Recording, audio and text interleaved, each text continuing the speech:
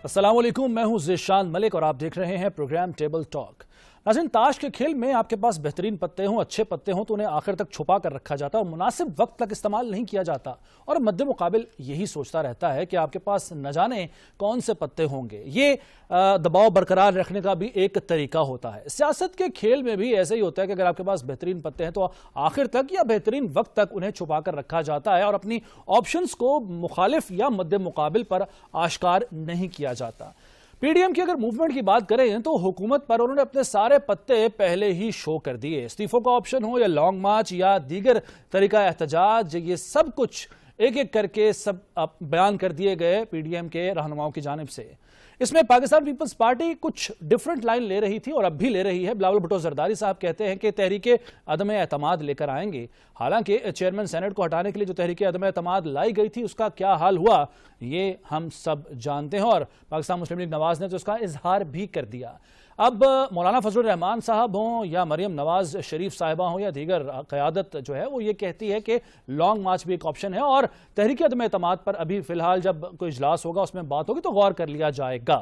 आपको बताएं कि 1 नवंबर 1989 को उस वक्त बेनज़ीर भुट्टो साहिबा की हुकूमत को 10 महीने हुए थे और तहरीक अदम एतमाद पेश की गई उनकी हुकूमत के खिलाफ और ये जो तहरीक है ये नाकाम हुई और सिर्फ 12 वोटों से बेनज़ीर भुट्टो की हुकूमत बच गई। अगरचे ठीक 10 महीने के बाद उनकी हुकूमत को रुखसत होना पड़ा, वो एक डिफरेंट और मुख्तलिफ तरीकाकार से वो रुखसत हुई थी हुकूमत, लेकिन उस तहरीक का अंजाम ये हुआ था कि नाकामी से 2-4 हुई। और ताज़ा मिसाल जैसे कि मैंने पहले कहा कि चेयरमैन सेनेट के खिलाफ जो अदम तहरीक आई थी अदम एतमाद की, उसका जो हाल हुआ वो हमें याद ही है। अब अपोजिशन के पास क्या क्या ऑप्शंस हैं। हुकूमत जिस तरीके से वुज़रा ललकार रहे हैं अपोजिशन को कि लॉन्ग मार्च करना है तो 100 बिस्मिल्लाह 100 बार कीजिए, तहरीक अदम एतमाद लेकर आनी है तो बिल्कुल लेकर आइए, हम निमट लेंगे। अब ऑप्शंस क्या क्या हैं पीडीएम के पास और क्या पीडीएम की तमाम जमातें एक पेज पर हैं या नहीं, तो आज के प्रोग्राम में इस पर बात करेंगे। मैं अपने मेहमानों का तारुफ करवाऊं। अभी इस वक्त मेरे साथ मौजूद होंगे आसिफ बाजवा साहब, पाकिस्तान मुस्लिम लीग नवाज से आपका ताल्लुक है। आसिफ बाजवा साहब, सर इस वक्त जो लगता था पहले कि शायद कोई प्रेशर है हुकूमत के ऊपर, वो हम देख रहे हैं कि आहिस्ता आहिस्ता खासतौर पर जो लाहौर का जलसा हुआ उसके बाद और 19 तारीख को जो आपने इलेक्शन कमीशन के बाहर जब एहतजाज किया उसके बाद अब उनकी जो बॉडी लैंग्वेज है या बयानात हैं वो तब्दील हो गए हैं। शेख रशीद साहब ललकार रहे हैं, कहते हैं जी लॉन्ग मार्च जो आपने करना है बिल्कुल कीजिए, कल का करना है आज कीजिए। और तहरीक अदम एतमाद के बारे में भी यही दावे किए जा रहे हैं कि जरूर लेकर आए, 100 बार लेकर आए, उसका अंजाम भी आपको दिखा देंगे हम। तो जो टोन बदली है हुकूमत की, क्या आप लोगों का जो दबाव था वो कम हो गया उनके ऊपर या कोई और वजह उसकी कि उनका एतमाद में जो है इजाफा हुआ है? बिस्मिल्लाहिर्रहमानिर्रहीम, आपका बहुत शुक्रिया, आपने मुझे वक्त दिया। गुजारिश ये है कि मैंने आपका इंट्रो बड़े गौर से सुना, आपने बड़ी अच्छी बातें की, इंट्रो में बड़ा तफसील से बयान किया कि ताश के पत्ते जो हैं वो खिलाड़ी का काम है कि उसको खुफिया तरीके से रखें और जब वक्त आए तो फिर उनको पेश किया जाए। सियासत में और ताश में बहुत ज्यादा फर्क है। मैं ये समझता हूं कि जब पाकिस्तान में ये हुकूमत थी तो अपोजिशन जमातों ने इस इलेक्शन को तस्लीम करने से इनकार किया और कहा कि हम वहां पे नहीं जाएंगे पार्लियामान में। लेकिन बाद आसिफ जरदारी साहब और दीगर जमातों ने इस बात पे इत्तफाक किया कि हमें पार्लियामान में ही जाना चाहिए ताकि हम अपने मसाइल और अवाम के मसाइल को बेहतर तरीके से वहां पे उजागर कर सकें। जो बात आपने की, आपका ये क्वेश्चन है, आपका जो प्रेशर है वो कहीं रिलीज तो नहीं हो रहा। मैं ये समझता हूं कि अगर हमारा प्रेशर रिलीज हो गया होता तो आज इमरान न्याजी साहब कैबिनेट की मीटिंग्स करते, कहीं ये ना करते कि वो अपने मुआविन खसूसी को बुला के उनसे कहें कि आप अपोजिशन को टफ टाइम दें। वो ये ना करते कि वो रोजाना की बुनियाद पे खुद बैठ के टीवी पे, जिसका उनको बहुत शौक है, वो ऐसे सवालों के जवाब ना देते। और दूसरी बात जो ये है कि हमने हर वो आईनी और कानूनी रास्ता इख्तियार करना है जिससे इस मुल्क को इन सिलेक्टेड हुक्मरानों से बचाया जा सके। मैं ये समझता हूं कि पाकिस्तान डेमोक्रेटिक मूवमेंट जो है इसका प्रेशर दिन ब दिन बढ़ता जा रहा है, कम नहीं होता जा रहा। क्या वजह है फिर जिस तरीके से वफाकी वुज़रा ललकार रहे हैं, वो कह रहे हैं कि जी 100 मरतबा लेकर आए तहरीक अदम एतमाद, 100 मरतबा लॉन्ग मार्च करें, तो ये फिर जो बयानात हैं इनको आप किस खाते में डालेंगे? इसलिए वो इसको किसी खाते में नहीं डालेंगे, वो अपना प्रेशर रिलीज करने की ऐसे बयानात देते हैं। अच्छा। और अगर आज भी मरियम बीबी ने जब वहां पे आज जो पार्लिमानी कमेटी की, पार्लिमानी पार्टी की जो मीटिंग हुई है इस्लामाबाद में, मरियम नवाज साहबा ने वहां पे भी ऐलान बबांगे दोहल ये ऐलान किया है कि हुकूमती लोग जो हैं वो उनसे राब्ता करने की कोशिश कर रहे हैं। अच्छा। ताकि कोई इमरान न्याजी साहब को एनआरओ दिया जाए, लेकिन हम इमरान न्याजी को सिलेक्टेड को एनआरओ नहीं देंगे, हम अपने मौकफ पे डटे हुए हैं। अच्छा। और आज भी जिस तरीके से ये कौन लोग हैं बाजवा साहब, ये कौन लोग हैं जो राब्ता कर रहे हैं मरियम नवाज साहिबा से? मैं अर्ज करता हूं। पहली बात यह है कि जब पाकिस्तान डेमोक्रेटिक मूवमेंट ने अपने लाए अमल का ऐलान किया, 26 नुकात थे। आज भी जो सारी 11 जमातें उन 26 नुकात पे कायम है। किसी भी पार्टी ने उससे बैकआउट नहीं किया, ना कोई एक कदम पीछे हटा है। पता कलामी के लिए माजरत बाजवा साहब, लेकिन 10 जमातें अब रह गई हैं, 11 नहीं है। चलो 11 नहीं, चलो 10 कलामी, 10 मान लेते हैं, आपकी बात मान लेते हैं। कौन सी निकल गई है? पीटीएम। चले आपकी बात मान लेते हैं। तो जो 26 नुकात पे जो मैनिफेस्टो था, हम उसी मैनिफेस्टो पे सब के सब लोग मुतहिद हैं। और ये पाकिस्तान की तारीख में ऐसा मौका आएगा कि सिलेक्टेड हुकूमत जो है ये पीडीएम के प्रेशर की वजह से प्रेशर बर्दाश्त नहीं कर सकेगी और ये रिजाइन करके पाकिस्तान की जान छोड़ दें। सर, पाकिस्तान की तारीख में ऐसा मौका 73 बरस में कब आया है कि किसी प्रेशर की वजह से कोई हुकूमत जो है वो रुखसत हो गई हो? मैं अर्ज करता हूं। देखिए, इससे पहले भी तारीख गवाह है कि पाकिस्तान में ये जो वोट फॉर नो कॉन्फिडेंस है, इस तरह की तहरीकें पेश होती रही, ठीक है, लेकिन कामयाब नहीं हुई। लेकिन पिछली हुकूमत में आपको पता है कि जो चेयरमैन सेनेट का मामला था, उसमें क्या हुआ था बलोचिस्तान में? आपके इल्म में है ये बात सारी? जी, सबकी कौम, पूरी कौम के इल्म में। लेकिन मैं बाजवा साहब आपको साथ रखते हुए मैं चाहूंगा कि अहमद जवाद साहब को भी शामिल कर लें और उनका भी मौकफ ले लेते हैं। अहमद जवाद साहब, मरियम नवाज साहिबा ने आज कहा है कि हुकूमत की जानिब से मिन्नतें की जा रही हैं, राब्ते किए जा रहे हैं। सर, आप लोग एक तरफ प्रेस कॉन्फ्रेंसेस करते हुए वफाकी वज़रा जो है वो तनकीद करते हैं और बड़े बड़े दावे करते हैं, और दूसरी तरफ अगर मरियम नवाज साहिबा की मैं कोट एंड कोट के वो लोग मिन्नतें कर रहे हैं, हमारे पास आ रहे हैं, अगर मैं बता दूं तो आप लोग हैरान रह जाएंगे, उन्होंने मीडिया से बात करते हुए कहा है। तो ऐसा क्या है, कोई उनसे राब्ते किए जा रहे हैं क्या? देखें, असल बात तो ये है कि इस वक्त पीडीएम के गुब्बारे से हवा निकल चुकी है और अब किस तरीके से प्रेशर को मेंटेन किया जाए या बिल्ड किया जाए, ये जाहिर है कि एक बहुत बड़ा क्वेश्चन मार्क है पीडीएम के लिए। और ये खास तौर पे पिछले चंद दिन के अंदर जो बिलावल की एक स्टेटमेंट आई कि जिसमें उसने कहा कि हम तहरीके अदम एतमाद की तरफ तवज्जो दें, ये जलसों से वो नहीं हासिल हो सका या हासिल नहीं कर सकते जो कि हम तहरीके अदम एतमाद से हासिल कर सकते हैं। तो ये एक पीडीएम की जो अभी तक की स्ट्रेटजी थी उसका एक सबसे बड़ा शिफ्ट था। अच्छा। और इसमें मजे की बात यह है कि बिलावल ने ये बात कोई पीडीएम की मीटिंग के दौरान पीडीएम के रहनुमाओं के साथ शेयर करने की बजाय इसको मीडिया के ऊपर शेयर किया। यानी अगर ये प्रपोजल थी तो ये फिर पीडीएम की जब भी उसका इजलास होता या इजलास बुला लेते तो वो पीडीएम की पार्टीज के साथ अपनी प्रपोजल को डिस्कस उनकी कर अपनी राय थी, आप ये कहना चाह रहे हैं। अहमद जवाद साहब, मैं आपको रोकूंगा माजरत के साथ, मुझे सिर्फ नईर हुसैन बुखारी साहब ने ज्वाइन किया है, मैं चाहूंगा कि उनसे इस बात का जवाब ले लेते हैं। नईर हुसैन बुखारी साहब, शुक्रिया आपके वक्त का। सर, बिलावल भुट्टो जरदारी साहब क्या पीडीएम के बकिया जो क़यादत है, बकिया जमातें हैं, उनसे हटकर की लाइन लिए हुए हैं अदम एतमाद वाली तहरीक की? क्योंकि बाकी वो लोग तो कहते हैं अगर के इजलास में कोई बात होगी तहरीक अदम एतमाद के हवाले से तो फिर हम बात कर लेंगे। तो क्या बिलावल साहब की अपनी लाइन है? कतल नहीं है, ये जो गवर्नमेंट का मौका आप आ रहा है या उनके नुमाइंदे आपसे बात कर रहे हैं जी। गालिबन आप अगर हमारा एक्शन प्लान जो 20 सितंबर का उसको देखें, उसमें ये बात दर्ज है कि लॉन्ग मार्च भी हम करेंगे, नो कॉन्फिडेंस भी मूव करेंगे, और ये भी दर्ज है कि हम इस्तीफों का ऑप्शन भी इस्तेमाल करेंगे। इसलिए ये कोई उस एक्शन प्लान से हट के बात नहीं है। हाँ, डिसीजन जब हमने करना है पीडीएम की क़यादत करेगी कि कब हमने नो कॉन्फिडेंस करना है, कब हमने लॉन्ग मार्च करना है, कब हमने रेजिग्नेशन सबमिट करने हैं। ये तो बड़ा category, it's very clear, you know. ठीक है सर, आपके साबिक कोलीग और मौजूदा वजीर खारजा शाह महमूद कुरैशी साहब कहते हैं कि अगर तहरीक अदम एतमाद लाने का फैसला कर लिया बिलावल भुट्टो जरदारी साहब ने या तजवीज़ ही दी है, तो इसका मतलब है कि उन्होंने तस्लीम कर लिया है वज़ीर आज़म साहब को। तो नाजायज़ कहना या सिलेक्टेड कहना जो है वो बंद कर दें, वो ये कहते हैं।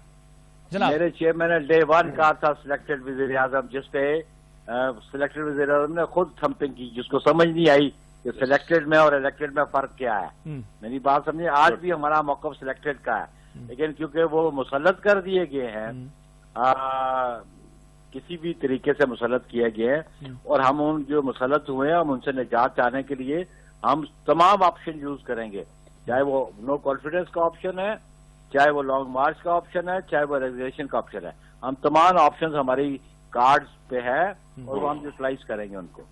ये बताएगा कि जो चेयरमैन सेनेट के खिलाफ तहरीक अदम-ए-एतमाद लाई गई थी उसका जो हाल हुआ वो हम सब ने देखा, और खुद एहसन इकबाल साहब बार बार कहते हैं कि जी अगर बिलावल साहब के पास नंबर पूरे हैं तो शो करें, तो फिर हम इस बारे में गौर कर सकते हैं।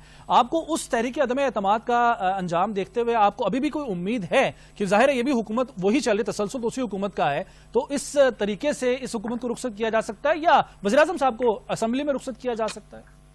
देखिए, बुनियादी बात है, जिन कुव्वतों ने, जिन लोगों ने ये किया, हम उनके प्रेशर में कम कर जाए और जो हमारा डेमोक्रेटिक राइट है, जो हमारा कॉन्स्टिट्यूशनल राइट है, जो हमारा लीगल राइट है, उसको हम फोरगो कर दें। अच्छा। आप ये समझते हैं कि अगर किसी ने बददियानती की है, किसी ने चोरी की है, किसी ने डाका डाला है जी, तो उसके प्रेशर के हम कम कर दें? नो वे। हम अपना हर लीगल कॉन्स्टिट्यूशनल राइट एक्सरसाइज करेंगे। ठीक है, ठीक है, थैंक यू। अच्छा जी, बुखारी साहब आपका शुक्रिया। मेरा ख्याल है आप जो वक्त है उनके पास शायद कम था। अब दोबारा आता हूँ मैं अहमद जवाद साहब आपकी तरफ। आपने सुना क्या कहा बुखारी साहब ने? आप जैसे कि कह रहे थे कि बिलावल साहब की अपनी कोई तजवीज़ या अपना उनकी जहनीत है इस तरह की, या वो सोच रहे हैं कि तहरीक अदम-ए-एतमाद लाई जाए, वो ये कह रहे हैं कि ये पहले से मौजूद थी और PDM के जो निकात हैं उनके अंदर ये चीज़ शामिल थी कि एक ऑप्शन तहरीक अदम-ए-एतमाद भी है, यानी कॉन्स्टिट्यूशनली जो है वो रुखसत किया जा सकता है वज़ीर आज़म को। तो वो जो ख्वाहिश कह लीजिए या एक ख्याल कह लीजिए हुकूमती सफ़ों का है कि शायद PDM जो है एक नुक्ते पर नहीं है, तो उनकी इस बात से तो ये चीज़ गलत साबित हो गई। देखें, जब बिलावल की स्टेटमेंट आई है उसके बाद अगर ये थ्योरी मान ली जाए कि ये पहले से डिसाइड था, तो पहली बात ये है कि बिलावल को ये स्टेटमेंट मीडिया को देने की क्या जरूरत थी? अच्छा। अगर ये उनकी स्ट्रेटजी में शामिल था तो फिर इसको बिलावल ने इस मौके के ऊपर उसको क्यों मीडिया के सामने इस चीज का इजहार किया? और दूसरी चीज ये है कि एहसन इकबाल ने भी मीडिया के जरिए ही उनको जवाब दिया। जब PDM के अंदर उनकी टॉप लीडरशिप या दो उनकी बड़ी पार्टियां एक दूसरे से सवाल और जवाब मीडिया के जरिए करती हैं, तो इसका मतलब ये है कि दाल में कुछ काला है। इसका मतलब ये है कि उनकी स्ट्रेटजी में अब हम आंगी नहीं है। अच्छा। और वो इस वजह से मीडिया से बात कर रहे हैं, इसमें तो कोई दो राय है ही नहीं है। अच्छा। पिछले दो दिन में आप देख लें, बिलावल की स्टेटमेंट देखें, मीडिया के ऊपर है। एहसन इकबाल की स्टेटमेंट देखें, वो भी बिलावल के सवाल को जवाब दे रहे हैं कि हम तहरीक अदम-ए-एतमाद क्यों नहीं लाना चाहते, माजी में हमारा क्या एक्सपीरियंस हुआ, या अगर बिलावल के पास अददी तादाद मौजूद है तो फिर जरूर करें। यानी ये अब वो वाली हालत हो गई है कि जहां पे मीडिया के जरिए जो मीडियम ऑफ कम्युनिकेशन है PDM की दो बड़ी जमातों के दरमियान, वो मीडिया बन गया है, बजाय इसके कि वो एक दूसरे से कुछ स्ट्रेटेजी डिस्कस करें या कोई लाया अमल बनाए। अच्छा। तो ये तो एक क्लियर एक इंडिकेशन है कि इस वक्त PDM को इस वक्त जो उनके साथ अलमिया है वो उनकी स्ट्रेटेजी के हवाले से है, उनकी अपनी सफों के अंदर जो इत्तेहाद है उनके स्ट्रेटेजी के हवाले से वो इस वक्त मुतजलजल है।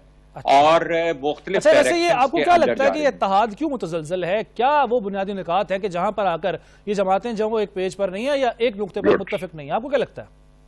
उसकी बुनियादी वजह यह है, जो कि मैं डे 1 से कह रहा हूं, कि इसमें तीन बड़ी जमातें, JUF, PMLN और पाकिस्तान पीपल्स पार्टी। आप ये देखें कि पाकिस्तान पीपल्स पार्टी के PTI की हुकूमत गिरा के एक नए इलेक्शन करवाने में क्या स्टेक्स हैं? पाकिस्तान पीपल्स पार्टी एक सूबे की हुकूमत, सेनेट में भी उनके पास एक अच्छी मेजॉरिटी मौजूद है, वो क्यों ये मैदान छोड़ के और दोबारा इलेक्शंस में जाएं, और इलेक्शंस के बाद क्या वो इससे बेहतर परफॉर्म कर लेंगे? अगर वो इतना भी हासिल कर लें तो वो बहुत बड़ी बात होगी।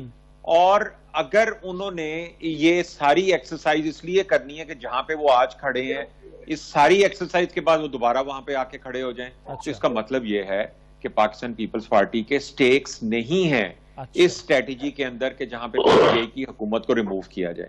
अब आ जाते हैं आप PMLN और JUIF के स्टेक्स के ऊपर। इन दोनों पार्टियों के स्टेक्स बहुत ज्यादा हैं, इसलिए ज्यादा हैं कि इनका पॉलिटिकल सर्वाइवल जो है वो अब एक बहुत बड़ा उनके लिए चैलेंज बना हुआ है कि 2023 तक अगर उनका ये पॉलिटिकल इस वक्त जो आइसोलेशन है, उनके जो स्टेक्स नहीं है, ना फेडरल में है ना प्रोविंशियल में है, अगर वो इसी तरह से चलता रहा सिलसिला तो 2023 के इलेक्शन तक उनके लिए बहुत बड़ा चैलेंज बन जाएगा कि वो उन इलेक्शंस में आके कैसे जो है वो उन इलेक्शन में सामना करेंगे। वो तो एलिमिनेट शायद हो जाए पॉलिटिकली, और PTI की हुकूमत को ये 2-3 साल जो मिलेंगे वो उसके इकोनॉमिक रिवाइवल के होंगे। और अगर वो जाए इस पॉइंट पर मैं आज बाजवा साहब की तरफ आता हूं। मुझे इस पॉइंट पर आपसे पूछना है, बाजवा साहब आप मेरा सवाल ले लीजिएगा सर। एक तो आप मुझे बताया रद्दमल देना चाह रहे हैं सर, क्या पाकिस्तान पीपल्स पार्टी जाहिर है उनकी हुकूमत है सिंध में, उनके पास एक ये खौफ उनको बहरहाल बकौल अहमद जवाद साहब के है कि वो दोबारा शायद अक्सरियत ना ले पाए, ना आ पाए वो सिंध में, तो आप लोगों का सब कुछ स्टेक पर लगा हुआ है, सर्वाइवल की आप लोगों की जंग है। JUIF और मुस्लिम लीग नवाज की तरफ इशारा किया अहमद जवाद साहब ने, क्या कहेंगे? पहले मैं आपके सवाल का जवाब देता हूं सर कि एक जो चीनी चोर हैं, जो आटा चोर हैं, जो उन्होंने अद्वियात के ऊपर डाका डाला, जिन्होंने पेट्रोल के ऊपर डाका डाला और ये वो 110 रुपए से लेके डॉलर को 160 पे ले आए और चीनी को 115 पे ले जाके फिर 90 रुपए लाके फिर कहा कि हमने चीनी सस्ती कर दी है, क्या ये अब भी समझते हैं कि जो आइंदा इलेक्शन आएगा 2023 में उसमें ये फिर से अपने आप को सर्वाइव ये रख सकेंगे? ये अपने सर्वाइवल की बात करें। एक चीज शामिल कर लीजिएगा, आप कह रहे हैं 2023 में इलेक्शन आएगा, मरियम साहबा ने कहा कि यही साल इलेक्शन का साल होगा, उनकी बात मानेंगे आपकी? मैं उनकी बात ही दुरुस्त है, मैं अर्ज करता हूं, मैंने कहा कि अगर इनकी बात मान ली जाए तो फिर भी ये अपने सर्वाइवल की बात करें। जो गरीब का या जो पाकिस्तान की इकोनॉमी का बेड़ा गर्क इन्होंने कर दिया है, ये सोच लें और उसका जवाब बना लें, सोच लें फिर पूछते हैं। पहली बात। दूसरी बात यह है कि इन्होंने कहा कि जी ये सिंध गवर्नमेंट कैसे छोड़ेंगे और ये फिर ये बड़ा मुश्किल काम है। मैं अर्ज करता हूं, जब इन्होंने धरना दिया उस वक्त इनके 30 आदमी थे PTI के नेशनल असेंबली में, 30 में से 22 आदमियों ने रेजिग्नेशन दिए थे। ये जरा मैं इनको याद करवाना चाहता हूं, 30 में से 22 आदमियों ने रेजिग्नेशन दिए थे और फिर रेजिग्नेशन शाह महमूद कुरैशी साहब जिंदा है अभी, अल्लाह उनको उनकी उम्र दराज करे, वो जाके तरले मिन्नतें करते थे कि खुदा आपने इन रेजिग्नेशंस को एक्सेप्ट नहीं करना, ये रिकॉर्ड की बात है। लेकिन सादिक साहब का खुद भी तो ये ऐलान था और फैसला था ना कि इनके रेजिग्नेशन हमने एक्सेप्ट नहीं करने, मुस्लिम लीग नवाज का खुद भी ये फैसला था। इसीलिए था कि हम चाहते थे कि जमहूरियत चलती रहे। अच्छा, अब मैं बात करता हूं, इन्होंने बात की, ये क्या इस बात का जवाब दे सकेंगे जवाब साहब कि जब इन्होंने नेशनल असेंबली से रेजिग्नेशन दिए थे और पाकिस्तान तहरीके इंसाफ की गवर्नमेंट KPK में भी मौजूद थी, इन्होंने KPK में क्यों रेजिग्नेशन नहीं दिए थे? ये स्ट्रेटेजी होती है, ये कुछ ना कुछ तरीका कार होता है। आपने कहा बड़ा अच्छा इंट्रो दिया आपने, हमने तो कोई चीज छुपाई नहीं, हमने तो 26 निकात पे आए हुए हैं, PDM का 26 निकात पे इत्तेफाक है। और जो अगर बिलावल जरदारी साहब ने ये बात की है कि वो वोट फॉर नो कॉन्फिडेंस पे भी जाना चाहते हैं, तो वो उन 26 निकात में से एक नुक्ता ये भी उसमें शामिल है। उन्होंने ठीक है उससे बाहर कोई बियॉन्ड उससे बाहर नहीं गए, वो गए। मैं ठीक है, मैं आपकी तरफ आता हूं, जो आपने ये KPK गवर्नमेंट की बात की ना, मुझे जरा इनके जो खार है PTM में दरार के, ये इंशाल्लाह चकनाचूर हो जाएंगे। और ये जो झूठे दावे और झूठी बढ़के मार रहे हैं, ये इनसे पूछे जाके कि इमरान न्यारी साहब रात को सो सकते हैं कि नहीं सो सकते। अच्छा, अहमद साहब वो कह रहे हैं कि घबराहट का शिकार है वज़ीर आज़म पाकिस्तान या फिर पाकिस्तान तहरीक इंसाफ, और जो उन्होंने ये पॉइंट रेज किया कि जब 22 लोगों ने इस्तीफा दिया था कौमी असम्बली से, यानी 30 की तादाद थी लेकिन 22 ने इस्तीफा दिया, उस वक्त KPK गवर्नमेंट आप लोगों ने क्यों नहीं छोड़ी? अगर आप असम्बलियों को नहीं मानते थे और हुकूमत को रुखसत करना चाहते थे, चलता करना चाहते थे। ये दोनों सवाल सर, इसका जवाब देखें। बड़ी सती सी गुफ्तगू मैंने अभी सुनी है कि प्राइम मिनिस्टर को रात को सोते हैं या नहीं सोते। I mean, अगर PMLN का जो नैरेटिव है इस वक्त, या उनसे अगर पूछा जाए कि PDM की स्ट्रेटजी और आपके सर्वाइवल का, अगर उसका जवाब ये है कि प्राइम मिनिस्टर इमरान खान रात को उनको नींद आती है कि नहीं आती, तो आई थिंक फिर तो आप इससे अंदाजा कर सकते हैं कि वाकई PMLN इस वक्त जो है वो इंटेलेक्चुअल बैंकरप्सी का भी शिकार हो चुकी है। उनके पास अब नैरेटिव ही कोई नहीं बचा कि वो एक्सप्लेन कर सकें कि वो क्या, जो PDM में खड़े हैं उनका क्या स्टैंड है, उनकी क्या स्ट्रेटेजी है, वो क्या हासिल करना चाहते हैं। अब अगर उनके क्वेश्चन सिर्फ यही रह गए हैं कि KP में क्या हुआ था, धरने में क्या हुआ था, भाई आपने पिछले 3 महीने से एक स्टैंड लिया हुआ है। आपने लाहौर में अनाउंस किया कि आर या पार, आपका आर भी गुजर गया, आपका पार भी गुजर गया, आपका दिसंबर भी गुजर गया, आपका जनवरी भी गुजरने वाला है, और अब PMLN जो है वो सेनेट के इलेक्शन में भी आ रही है, PMLN जो है जिमनी इलेक्शंस में भी आ रही है। और ये भी मैं आपको बता दूं कि जिमनी इलेक्शन के बाद सेनेट इलेक्शन, और सेनेट इलेक्शन के बाद लोकल बॉडीज इलेक्शन, और उसके बाद आजाद जम्मू कश्मीर के इलेक्शन, इसमें PDM जो है वो कहीं बिल्कुल एवेपोरेट हो जाएगी। ये साल इलेक्शंस का है, लेकिन सिर्फ वो इलेक्शन ये आपका एतमाद है या कोई इत्तला है आपके पास? नहीं, इसमें एतमाद अली क्या बात है। आप खुद PDM के पिछले 3 महीने के उनके नैरेटिव्स देख लें। उनका इस्तीफों का लग रहा था जैसे कल ही इस्तीफे आने और उन्होंने बाहर चले जाना, जिसको पीपल्स पार्टी ने उनकी उस स्ट्रेटेजी को फेल कर दिया। ये सबके सामने है ये बात, ये स्टेटमेंट्स मौजूद हैं। और उसके बाद PDM का इजलास होता है और PDM मजबूर होकर पीपल्स पार्टी के जो है वो लब्बैक कह देती है। फिर उसके बाद वो लॉन्ग मार्च और धरने की बात करते हैं। फिर आपने शायद आपको याद हो कि बीच में एक लॉन्ग मार्च पिंडी की तरफ जा रही थी, जी, उसका भी बड़ा मौलाना साहब ने कहा था जी, और वो पिंडी से फिर इस्लामाबाद हो गई। आपने गौर करें ना कि किस तरह से रिट्रीट करते हैं। यानी अहमद जवाद साहब जो बातें पाकिस्तान पीपल्स पार्टी मनवाना चाह रही है वो मनवा रही है मौलाना साहब से या मरियम साहब से? देखें, बेसिकली पीपल्स पार्टी, मैंने इसलिए आपको ये डिफरेंशिएट किया है कि क्यों JUIF PMLN इनकी स्ट्रेटेजी क्यों। तो अहमद साहब, ये तो फिर पीपल्स पार्टी जो PDM है वो आपकी तरफ से खेल रही है ना? देखिए, मैं ये तो नहीं कह रहा कि वो हमारी तरफ से खेल रही है। मैंने ऑलरेडी आपको एक्सप्लेन किया है कि पीपल्स पार्टी के लिए इसमें कोई इंसेंटिव नहीं है कि पाकिस्तान तहरीक इंसाफ की गवर्नमेंट को गिराया जाए, नए इलेक्शंस करवाए जाएं, क्योंकि वो नए इलेक्शन के बाद क्या वो पंजाब में उन्हें कुछ मिल जाएगा? वो तो आ जाके अपनी सिंध की पोजीशन को ही मेंटेन कर सकते हैं। तो जो चीज आपके पास ऑलरेडी हो उसके लिए आपने क्या दोबारा से उसको नए सिरे से पकाना है? ये तो एक कॉमन सेंस की बात है ना। और कोई भी अच्छा सियासतदान, और आसिफ अली जरदारी चूंकि जिसके बारे में कहा जाता है कि वो सियासत को जानते हैं, तो वो इस चीज को तो मेरे से भी ज्यादा जानते होंगे कि उन्होंने क्या हासिल करना है। जहां तक उनका PDM में शामिल होने का ताल्लुक है, वो सिर्फ इस हद तक है कि वो इतना प्रेशर जरूर एक्सर्ट कर सकें कि जिससे हुकूमत की तवज्जो जो है पीपल्स पार्टी से ज्यादा जो है वो PMLN या PDM की तरफ चली जाए, और उनकी तरफ प्रेशर या उनकी अकाउंटेबिलिटी के हवाले से ये उनकी एक स्ट्रेटेजी जरूर है कि वो PDM के साथ भी शामिल हैं, लेकिन वो इस बात को इंश्योर कर रहे हैं, और ये टाइम एंड अगेन आपको पीपल्स पार्टी की स्टेटमेंट से और स्ट्रेटेजी से अब अंदाजा हो जाना चाहिए। तो ये मेरे एतमाद की वजह है। ये वजह नहीं है कि मेरे पास कोई एक कहे कि इन्होंने इनके साथ ये हो जाएगा या वो हो जाएगा। मैं तो वो चीजें बयान कर रहा हूं जो पिछले 3 माह में आपने और मैंने और सब ने इन चीजों को खुद देखा है, इनको सुना है। ये सब चीजें आपके सामने। मैंने तो कोई ये बात नहीं की कि वो नवाज शरीफ को नींद आती है या नहीं आती है। वो नहीं आती तो वो नींद की गोली खा ले, मतलब इसमें ये क्या लॉजिक है? तो अगर कोई बात बंदा करे कोई ऐसी कि आप जिसका जवाब भी दे सके, इसका मैं क्या जवाब दूं इसका? ठीक है, मैं आसिफ मालवा साहब से बात कर लेता हूं, सवाल उनकी तरफ लेकर जाता हूं। आसिफ साहब, जो कहा अहमद जवाद साहब ने, मैं अगर मुतबादल लफ्ज इस्तेमाल करूं कि बकौल उनके जो PDM है वो बुखलाहट का शिकार है, और जो उन्होंने कहा दिसंबर भी गुजर गया, जनवरी भी गुजरने वाला है, वो आर या पार नहीं हुआ, उन्होंने ये अभी अल्फाज इस्तेमाल किए। दूसरी बात ये कि जो ज़िमनी इलेक्शन है या सेनेट के इंतखाबात हैं या जम्मू कश्मीर के इंतखाबात हैं, उसमें भी आप लोगों के लिए नतीजा वही होगा जो गिलगित बल्तिस्तान के इंतखाबात में हुआ था, ये कहना है अहमद जवाद साहब का।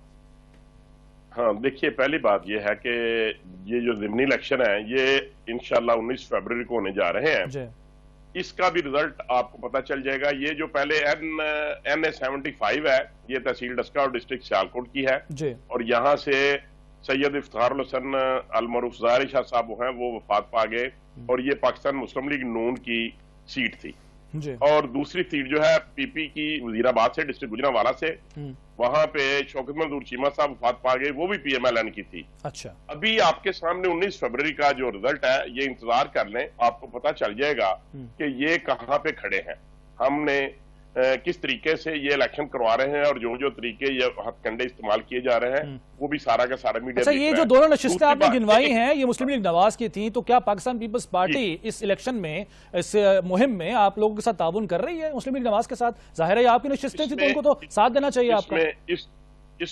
इसमें अभी तक कोई ऐसा कैंडिडेट नहीं था जिसने पाकिस्तान पीपल्स पार्टी की तरफ से डॉक्यूमेंट जमा करवाए हों और उन्होंने कोई हमारे साथ इल्हाक किया हो, ऐसी अभी तक कोई सूरत हाल नहीं। ठीक है जी, ठीक है। अब मैं बात करता हूं, दूसरी बात, ये सेनेट इलेक्शन की बात करते हैं, तो क्या जो हमारे 26 निकात हैं पीडीएम के, क्या उन 26 निकात में कोई एक नुक्ता ऐसा भी था कि हम किसी इलेक्शन में हिस्सा नहीं लेंगे, या हम जिमनी इलेक्शन में हिस्सा नहीं लेंगे, या हम सेनेट इलेक्शन में हिस्सा नहीं लेंगे?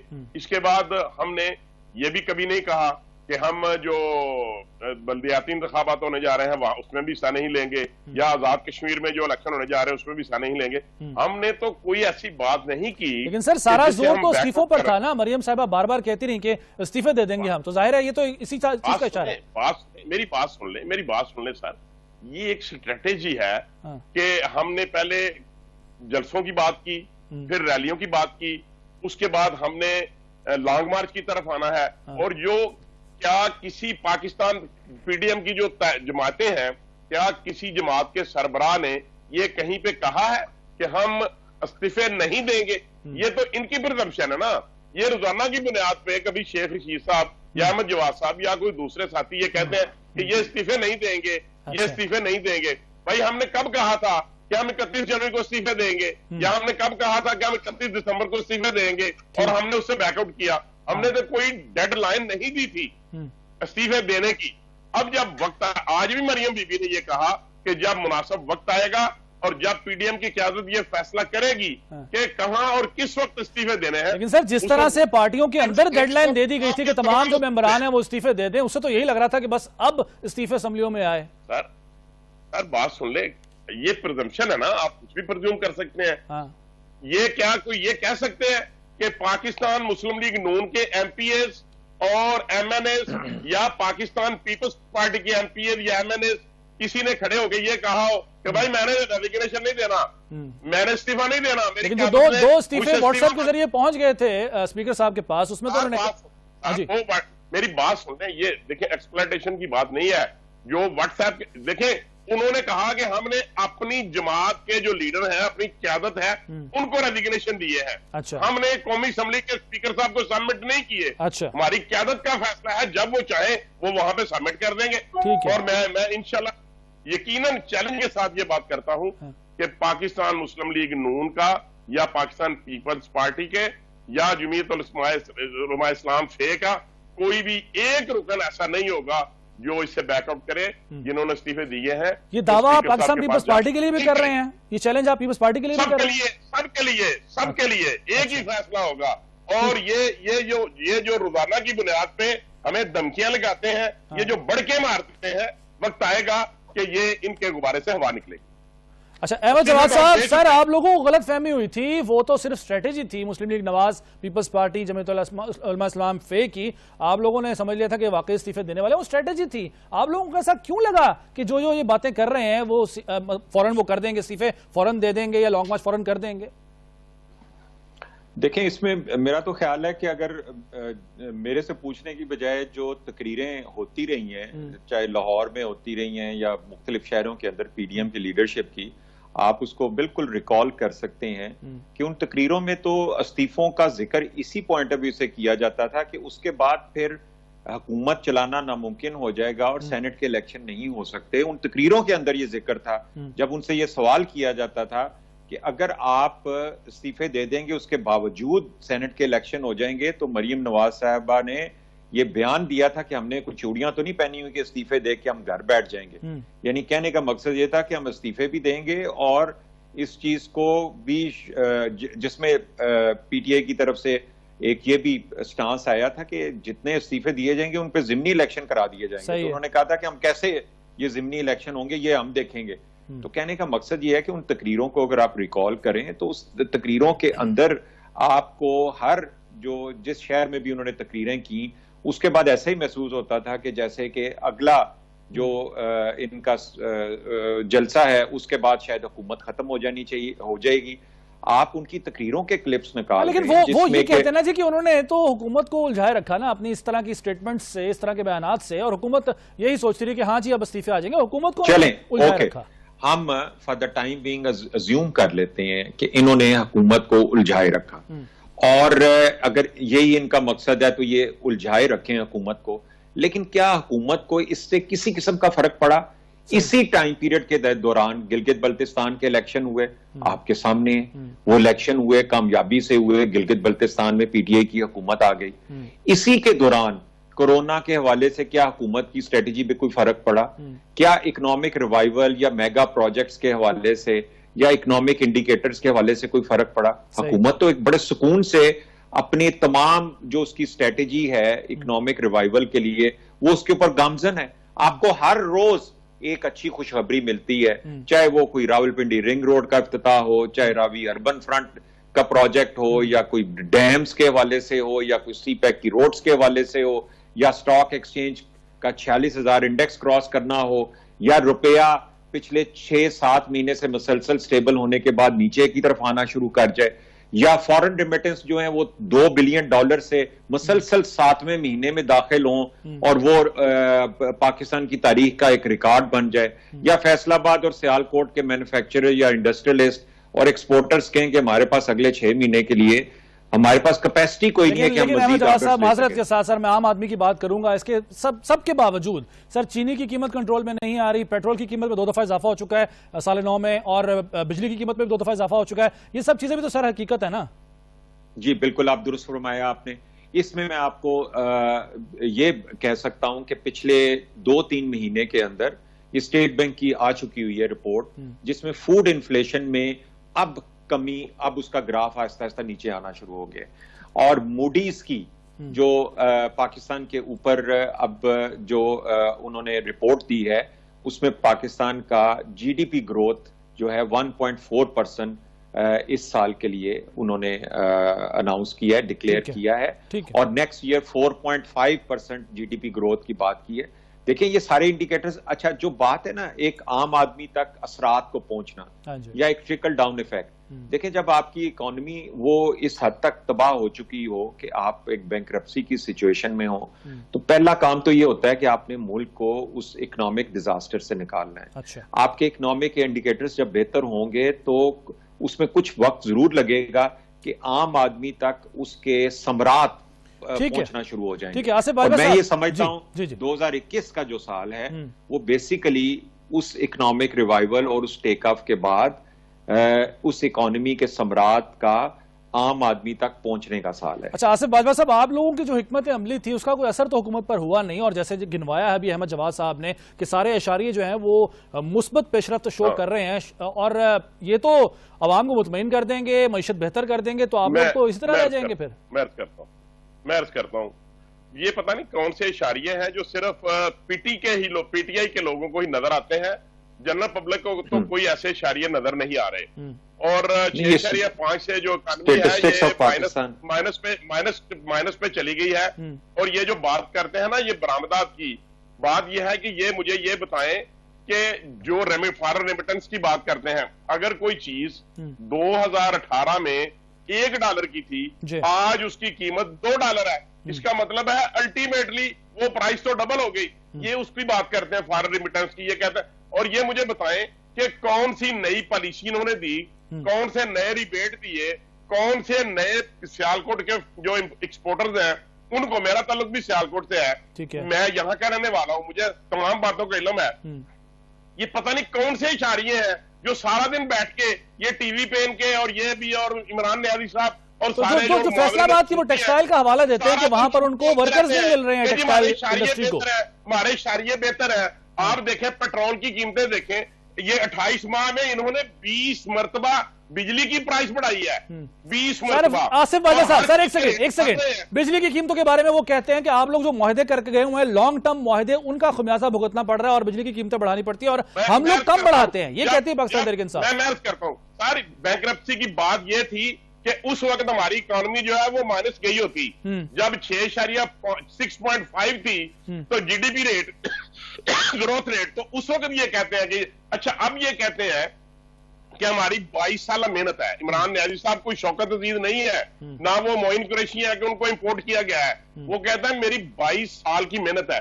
अरे भाई, 22 साल में आपको ये ना पता चला कि ये इकोनॉमी कहां पे चली गई है? ये 6.5 पे छोड़ के जा रहे हैं, ये पेट्रोल की कीमतें कहां पे छोड़ के जा रहे हैं, ये डॉलर की क्या रेट है, ये सब बातें इनको भूल गई। और जब ये बैठते हैं टीवी पे तो ये कहते हैं हम मुस्बत इशारे जा रहे हैं 20। भाई 28 माह में आप बताएं कि ये, अब कोरोना की बात करेंगे, कोरोना से पहले, कोरोना आने से पहले ही हमारी मईशत डूब चुकी थी, बैंकरप्सी की तरफ ये जा रहे थे। तो मेरा अर्ज करने का मतलब ये है कि ये अवाम इतनी बेवकूफ नहीं है कि ये आप झूठ बोलते रहे और ये सीपैक की बात करते हैं। लेकिन आसिफ बाजवा साहब, अगर 2.5 साल देखिए गुजर गए हैं, बाकी 2.5 साल में इन्होंने इकोनॉमी बेहतर अगर कर ली और चीजें सस्ती कर दी, तो फिर अवाम के पास जाने और उनको बेचने के लिए आपके पास क्या रहेगा जी मंजन? देखें ये जो 28 माह की इनकी कारकर्दगी है, ये कहते हैं, ये मुझे एक भी बता दें कि इन्होंने कोई नया मेडिकल कॉलेज बनाया है, कोई मेडिकल यूनिवर्सिटी बनाई है, इन्होंने कोई इंजीनियरिंग यूनिवर्सिटी बनाई है, इन्होंने कोई आईटी यूनिवर्सिटी बनाई है। ये कहते थे हम बड़ी बड़े प्राइम मिनिस्टर उसको बाजवा साहब, मुस्लिम लीग नवाज के दौरे हुकूमत में कितनी मेडिकल यूनिवर्सिटीज बनी, कितनी आईटी यूनिवर्सिटीज बनी, सर ये बता दीजिएगा। मैं अर्ज करता हूँ, पूरे पंजाब के कोई भी मुझे जिला बता दें यहाँ पे यूनिवर्सिटी नहीं है। अच्छा। कोई भी जिला बता दें जहां पे डीएसक्यू नहीं है और मेडिकल कॉलेज नहीं है। इन्होंने क्या दिया आवाम को? जो पर्ची थी, जो टेस्ट थे, जो आवाम के फ्री टेस्ट होते थे, जो आवाम को पूछ लेते हैं ना जी, अहमद साहब से पूछ लेते हैं, अहमद साहब से पूछ लेते हैं। बंद हो चुकी। ठीक है बाजवा साहब, आपका पॉइंट आ गया है, पॉइंट आ गया है। बात सुनिए, मेयो हॉस्पिटल लाहौर को प्राइवेटाइज कर दिया है। ठीक है। इन्होंने सियालकोट का जो अल्लामा इकबाल डिस्ट्रिक्ट हॉस्पिटल है उसको इन्होंने आउट ऑफ सोर्स सही है। अच्छा, ये तो बेचते जा रहे हैं। ठीक है, ये जी प्राइवेटाइजेशन की बात की है अहमद साहब बाजवा साहब ने। पाकिस्तान स्टील मिल के मुलाजमीन को इन्होंने सही है, आपका पॉइंट आ गया बाजवा साहब, पॉइंट आ गया सर, पॉइंट आ गया आपका, पॉइंट आ गया। सवाल का जवाब ले लेते हैं जी, अहमद साहब से ले लेते हैं। ये जी जो बातें कर रहे हैं प्राइवेटाइजेशन की, उसके अलावा जो कह रहे हैं, पूछ रहे हैं कि कौन कौन सी यूनिवर्सिटीज बनी है, कितने कॉलेजेस बने हैं। आप लोग तालीम की बात करते थे, सेहत की बात करते थे, तो क्या काम किए हैं पाकिस्तान तहरीक इंसाफ ने इन 28 माह में? अच्छा, एक तो मेरा ख्याल है कि ये शायद एक बड़ा बुनियादी सा फर्क जो है आपको मिलेगा। अगर पीटीआई का कोई स्पोक्स पर्सन बात कर रहा होगा तो वो जाहिर है फैक्ट्स एंड फिगर्स के साथ बात करेगा। मैंने जितनी भी अभी गुफ्तगू की है उसमें जो भी मैंने फैक्ट्स या फिगर्स दिए हैं, वो चाहे आप स्टेट बैंक ऑफ पाकिस्तान से चेक कर लें, चाहे आप स्टेटिस्टिक ब्यूरो ऑफ पाकिस्तान से चेक कर लें, या आप वर्ल्ड बैंक से चेक कर लें, या इंटरनेशनल फोरम्स जिनका मैंने जिक्र किया है उनसे आप चेक कर लें। तो हम बातचीत जो है ना हवा में नहीं करते, हम स्टेटिस्टिक्स के साथ बात करते हैं। और क्यों जरूरी है स्टेटिस्टिक्स के साथ बात करना? वो इसलिए जरूरी है कि आपने किसी भी दुनिया की अगर इकोनॉमी को, किसी भी गवर्नमेंट की अगर आपने परफॉर्मेंस को एवेलुएट करना है तो यूनिवर्सली पूरी दुनिया में उसमें इन्हीं इकोनॉमिक इंडिकेटर्स के जरिए ही आप डायग्नोज करते हैं या एवेलुएट करते हैं कि एक गवर्नमेंट कैसा परफॉर्म कर रही है और एक कंट्री की इकोनॉमी की क्या सूरत हाल है। तो जितनी भी मैंने चीजें बताई हैं ये कोई इशारिये नहीं है, ये प्रॉपर स्टैटिस्टिक्स हैं और आपको ये जो जिससे रेलेवेंट है आप वहां से इसको चेक कर सकते हैं कि पाकिस्तान की क्या सूरत हाल थी और अभी क्या सूरत हाल है।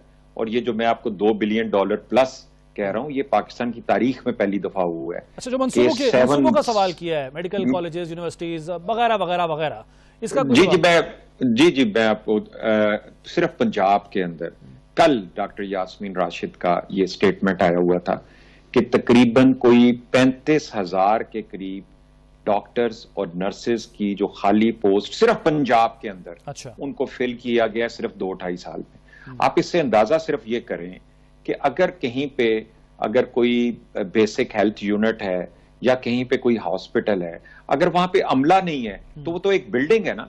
तो अगर सिर्फ 35,000 जो है वो 2.5 साल में हमें सिर्फ उन वैकेंसीज जो कि खाली पड़ी हुई थी उन पे अगर हमें करना पड़ा है तो आप इससे सेहत की हालत का अंदाजा कर सकते हैं। ये यूनिवर्सिटीज की बात कर रहे थे। यूनिवर्सिटीज तो अभी आई थिंक 2 महीने की बात है कि चकवाल में यूनिवर्सिटी का आगाज हो गया, वहां पे कंस्ट्रक्शन, अगर वहां से कोई अगर ट्रैवल करता हुआ जाए तो वहां पे आपको वो इवन उसकी कंस्ट्रक्शन भी आपको नजर आएगी। अच्छा, बाय द वे एक सवाल बस ज़हन में आ गया, ऐसे ही आ गया, बिला वजह आ गया, वो वज़ीर-ए-आज़म हाउस को जो यूनिवर्सिटी बनाना था सर, वो अमल दरामद हो गया? देखें वो भी प्रपोजल मिनिस्ट्री ऑफ एजुकेशन जो है उसको देख रही है, और एक यूनिवर्सिटी अगर आपने एक बनानी है और एक इतनी प्रेस्टिजियस जगह के ऊपर बनानी है तो जाहिर है कि उसके को अच्छी तरह से आपने करना है कि उसकी कौन मैनेजमेंट संभालेगा, किस इदारे के हवाले करेंगे, उसका मॉड्यूल्स क्या होंगे, उसका सिलेबाई क्या होगा, कौन कौन सी आप कैटेगरीज को स्टूडेंट्स को वहां पे करेंगे। तो ये जाहिर है कि एक बड़ा काम है, लेकिन ये जहन में रखें कि ये वो तमाम वादे हैं कि जिसके लिए पाकिस्तान तहरीक इंसाफ की हुकूमत को 5 साल का मैंडेट मिला है, 2.5 साल का मैंडेट नहीं मिला। ठीक है, यानी अगर आज हम अगर घरों के हवाले से जब ये कहा जाता है तो जाहिर है कि जो पहला उसका जो काम होता है कि जिसमें जमीनों की एलोकेशन करनी या वहां पे एक बेसिक इंफ्रास्ट्रक्चर लेना, हुकूमतों के लिए कुछ भी मुश्किल नहीं होता। बहरहाल वक्त मेरे पास चूंकि कम है, मैं एक सवाल जो बारी बारी में आप दोनों से करना चाहूंगा मुस्लिम लीग कायद-ए-आज़म के हवाले से। जब भी कोई तहरीक अदम-एतमाद या अपोजिशन का एहतजाज होता है उसमें सबसे बड़ा जो फायदा होता है वो इत्तेहादियों का होता है। ये तारीख गवाह है, पाकिस्तान की तारीख गवाह है। अभी मैं कुछ जो खबरें हैं मुख्तलिफ, मैं अगर मिलाकर उनको साथ पढ़ूं, कोई एनआरओ नहीं होगा, उसके बाद नैब जो है वो तमाम केसेस बंद कर देती है मुस्लिम लीग कायद-ए-आज़म के रहनुमाओं के खिलाफ, यानी चौधरी बरादरान के खिलाफ। उसके बाद सीट एडजस्टमेंट होती है मुस्लिम लीग कायद-ए-आज़म के साथ पाकिस्तान तहरीक इंसाफ की। सर ये फिर क्या हो रहा है? अगर कोई एनआरओ नहीं होगा तो ये सब क्या है फिर? देखें, अगर तो कोई आप स्पेसिफिक अगर मुझे कोई केस बताएं तो शायद फिर भी मुझे तमाम केसेस बंद हो गए हैं जी, चौधरी बरादरान के खिलाफ तमाम केसेस बंद हो गए हैं। देखें, एक केस मुझे पता है जो कि सुप्रीम कोर्ट में चौधरी बरादरान गए थे नैब के केस के अगेंस्ट। तो अगर सुप्रीम कोर्ट से वो कोई वर्डिक्ट ले लेते हैं तो उसमें हुकूमत ने क्या लेना देना? नैब के प्रोसिक्यूटर ने पेश होकर कहा ना जी हम केस वापस ले रहे हैं, खत्म कर रहे हैं। देखें, सुप्रीम कोर्ट में अगर उन्होंने अपना केस परसू किया है और वहां पे नैब ने अपना पॉइंट ऑफ व्यू दिया, उस पर कोई डिसीजन आ गया तो वो तो सुप्रीम कोर्ट का डिसीजन है। सर वो नैब के मौकफ की वजह से डिसीजन आया ना। चले ये एक मिनट मेरे साथ रहिएगा, मैं चाहूंगा बाजवा साहब की बात इस पे ले लें ताकि आपके पास वो फिर सवाल लेकर आता हूं। बाजवा साहब आप इस पर तबसरा करेंगे?